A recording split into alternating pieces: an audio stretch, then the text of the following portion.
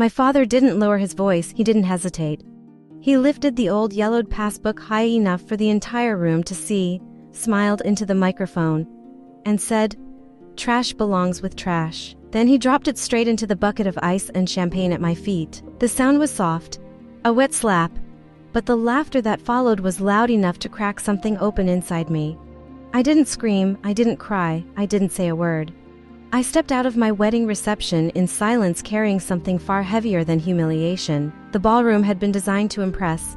Crystal chandeliers glowed above white linen tables, roses scented the air, and polished glass reflected wealth and control. It was my wedding day, yet it felt less like a celebration and more like a performance curated for my father, Robert Hale, a man who believed dignity lived in appearances alone. I stood stiffly in my ivory gown, long sleeves chosen not for beauty but for restraint. My grandmother, Eleanor, had helped me select it. "You don't need sparkle," she had whispered, her fragile fingers smoothing the fabric. "You already survived harder things." She now sat quietly in the second row, folded into herself, her pale blue cardigan hanging like armor from a war she never escaped. When the speeches began, my father stood first, as expected. He always claimed the first word. He spoke of legacy, discipline, and family reputation. My military service was mentioned only once, framed as proof that I needed structure.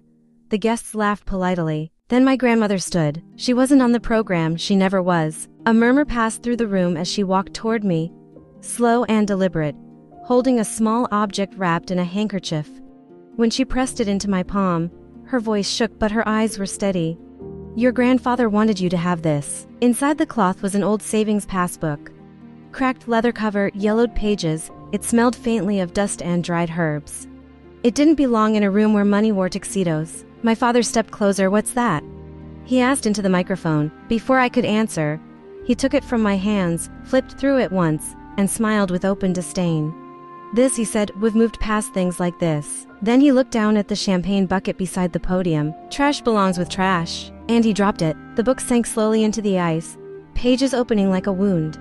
Laughter followed, not cruel, not kind, just safe. I knelt without thinking, plunged my hands into freezing water, and pulled it out, soaked and ruined. My sleeves dripped as I pressed it to my chest and stood. "Don't be dramatic," my father murmured into the microphone. I didn't look at him, I walked out. Outside, the night air was cool and smelled of cut grass. My grandmother joined me moments later. She didn't touch me, she only said, "He never opened it." That night, I went home without changing. I laid the passbook on my kitchen counter and watched the pages dry into stiff, wrinkled shapes.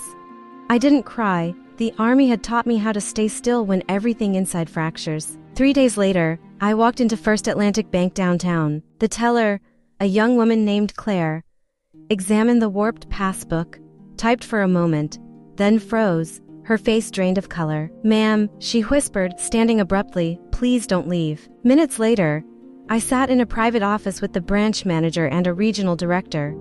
They explained that the passbook wasn't ordinary. In 1978, my grandfather had created a trust-linked account, reinvesting every dividend, never touching the principal. The number they showed me didn't need decoration.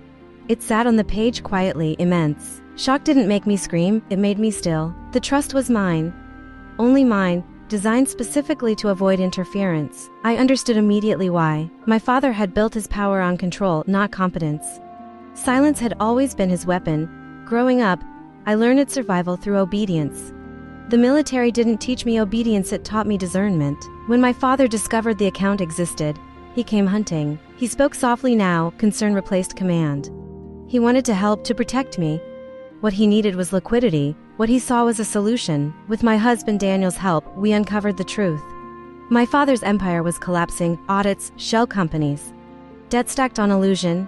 He needed clean money fast, so we let him believe he'd won. At a charity gala overlooking the harbor, surrounded by donors and cameras, I handed him documents designed for his favorite weakness, certainty. He skimmed, signed confidently, and walked onto the stage to announce a massive expansion of his foundation. Behind him, the screen changed. Federal asset seizure. The applause died instantly. Agents entered, handcuffs closed. The man who ruled rooms with his voice was silenced in seconds. Later, my brother tried to stop us. Panic made him reckless, it ended quickly. 3 weeks later, my father sat in custody, Bail denied, assets frozen. The trust transferred quietly, without ceremony. I didn't change my life. I stayed in service, same boots, same discipline. Money didn't give me power. It gave me insulation, the freedom to say no. I framed one wedding photo, my grandmother pressing the passbook into my hands. Not the fall, but the foresight. Family, I learned, isn't blood. It's who stands with you when the room laughs. It's who protects you without demanding control. Sometimes the quiet ones are the most prepared.